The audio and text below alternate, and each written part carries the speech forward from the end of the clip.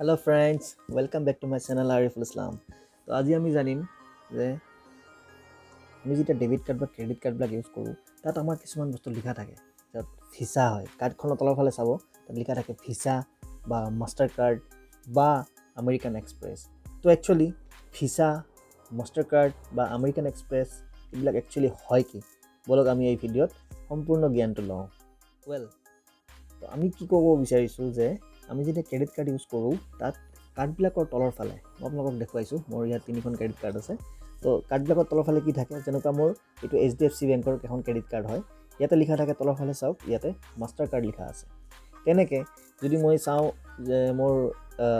যিটো ICICI বেংকৰ credit card আছে তাত ভিসা লিখা আছে এনেকৈ দুখন আছে এখন Amazon pay ICICI credit card হয় এইখনতো মোৰ ভিসা লিখা আছে তো একচুৱেলি এইবিলাক কি হয়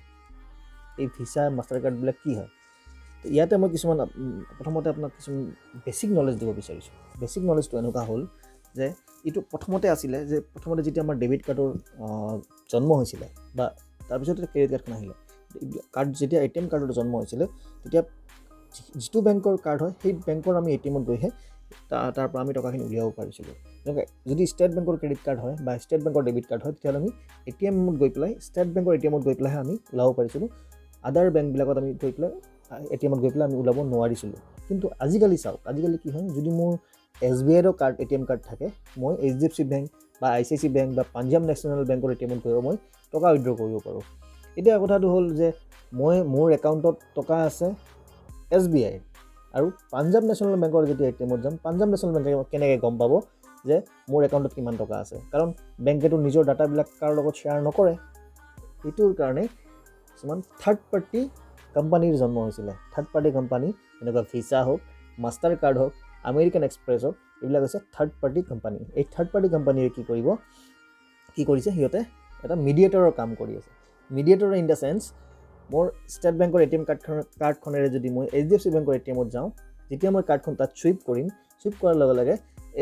HDFC বেংকৰ ATMে নিজৰ চাৰ্ভাৰেৰে আমেৰিকান এক্সপ্ৰেছ হওক বা যিটো বেংকৰ মোৰ কাৰ্ডখন মানে যিটো কোম্পানীৰ লিখা আছে মোৰ কাৰ্ডখনত যদি মোৰ ভিসা আছে তেতিয়াহ'লে ভিসাৰ যিটো চাৰ্ভাৰ আছে তাৰ লগত কানেক্ট কৰিব আৰু ভিসাৰ চাৰ্ভাৰে ষ্টেট বেংকত যিটো মোৰ একাউণ্ট আছে তাৰ চাৰ্ভাৰৰ লগত কানেক্ট কৰি পেলাই ইয়াতে কমিউনিকেশ্যন কৰিব চ' ইলেক্ট্ৰনিক কমিউনিকেশ্যন হয় এইটো কমিউনিকেশ্যন কৰিব যে মোৰ বেংকত কিমান টকা আছে আৰু তাৰ পৰা এটা গ্ৰীণ ছিগনেল HDFC বেংকৰ ATMলৈকে পঠিয়াই দিব নহয় এই মানুহজনৰ একাউণ্টত যদি মই 10,000 উইথড্ৰৰ কাৰণে এণ্টাৰ কৰিছোঁ যে মোক 10,000 উইথড্ৰ কৰিম তেতিয়াহ'লে কৰিব ছাফিচিয়েণ্ট এমাউণ্ট আছে 10,000 উইথড্ৰ দিব পাৰা তেতিয়া কি কৰিব HDFC বেংকৰ ATMৰ পৰা মোৰ 10,000 ৰুপিজটো ওলাই আহিব আপোনালোকে কনচেপ্টটো ধৰিব পাৰিছে এতিয়া কনচেপ্টটো আপোনালোকৰ ক্লিয়াৰ হ'ল যদি মোৰ ষ্টেট বেংকৰ ক্ৰেডিট কাৰ্ড থাকে আৰু মই HDFC বেংকত উলিয়াব যাওঁ HDFC বেংকৰ ATMৰ চাৰ্ভাৰে কি কৰিব মোৰ সেই কাৰ্ডখনৰ যিটো কোম্পানীৰ কাৰ্ড হয় ভিসা হ'লে ভিসা কোম্পানী তাত পঠিয়াই দিব মোৰ ৰিকুৱেষ্টটো এই ভিসা কোম্পানী তেতিয়া মোক কানেক্ট কৰিব ষ্টেট বেংকৰ চাৰ্ভাৰৰ লগত ষ্টেট বেংকৰ চাৰ্ভাৰৰ পৰা মোৰ ৰিপ্লাই যাবগৈ যে মোৰ একাউণ্টত ছাফিচিয়েণ্ট এমাউণ্ট আছে এইটো বস্তু আকৌ HDFC বেংকৰ চাৰ্ভাৰত পঠিয়াই দিব ওকে আমি টকাখিনি আপুনি ওলাই দিব পাৰে তেতিয়া ATMে আমাক টকাখিনি উইথড্ৰল দি দিব এইটোৱে এটা একচুৱেলি মেইন কনচেপ্ট এতিয়া আমি আৰু এটা বস্তু ইয়াতে মই ক্লিয়াৰ কৰি আছোঁ যে এই তিনিটা কোম্পানীয়ে যেতিয়া কেনেকৈ চলে এই তিনিটা কোম্পানী কেনেকৈ চলে যেতিয়া আমি ক্ৰেডিট কাৰ্ডেৰে কোনোবা এটা দোকানত পাৰ্চেছ কৰিব যাম অনলাইন শ্বপিং কৰিব যাম তেতিয়া আমি কি হ'ব পাৰ্টিকুলাৰ সেই দোকানখনৰ পৰা এটা 2% চাৰ্জ কৰিব যিটো আমাৰ পৰা নকৰে সেইটো আমি গম নাপাওঁ তেনেকুৱা আছে মই 10,000 টকাৰ যদি মই কিবা পাৰ্চেছ কৰিছোঁ অনলাইন শ্বপিং কৰিছোঁ কিবা শ্বপিং মলত গৈ পেলাই মই শ্বপিং কৰিছোঁ মই চুইপ কৰিছোঁ তাৰ পৰা 10,000 টকাৰ 2% মানে কিমান হ'ব 200 টকা 10,000 টকাৰ 2% হ'ল 200 টকা এতিয়া সেই 200 টকাৰো চাৰ্জ কৰিব ভিসা কোম্পানী বা মাষ্টাৰ কাৰ্ডে পাৰ্টিকুলাৰ ভেণ্ডৰৰ পৰা মানে সেই দোকানখনৰ পৰা 200 টকা চাৰ্জ কৰি কাটি ৰাখিব আৰু সেই 200 টকাটো এই কোম্পানী ভিসা কোম্পানী বা মাষ্টাৰ কাৰ্ডে লৈ ল'ব দোকানখনৰ পৰা এতিয়া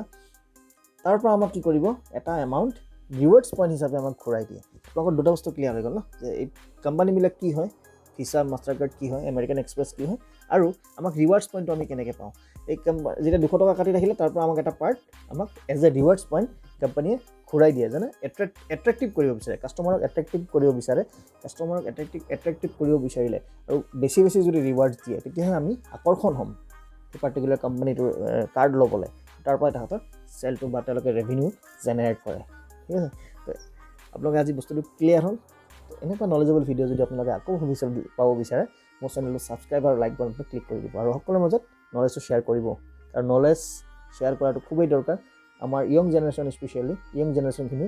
নলেজটো লোৱাৰ খুবেই দৰকাৰ কাৰণ এইবিলাক চাওক এইবিলাক আপোনালোকৰ বহুত কম্পিটিটিভ এক্সামতো আপোনালোকৰ কামত আহিব পাৰে ঠিক আছে আজিৰ কাৰণে ইমানেই অতি সোনকালে নতুন টপিক লৈ পেলাই মই আপোনালোকৰ মাজত আকৌ আহি আছোঁ সকলোৱে ভালে থাকক বাই বাই